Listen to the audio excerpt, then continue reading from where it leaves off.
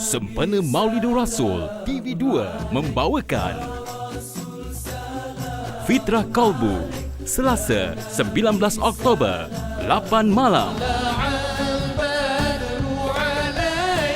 Jadi bersempena dengan Maulidur Rasul ini, marilah sama-sama kita menanamkan rasa kecintaan kepada baginda Nabi sallallahu alaihi wasallam.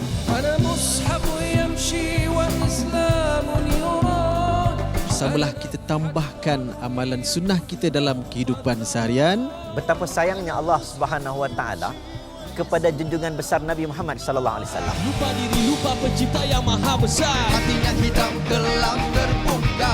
Sempena dengan Maulidur Rasul ni, Perbanyakkanlah selawat ke atas junjungan Rasulullah sallallahu alaihi wasallam. Mudah-mudahan menggambarkan kecintaan kita kepada Rasulullah sallallahu alaihi wasallam. Salam Maulidur Rasul daripada kami di TV2.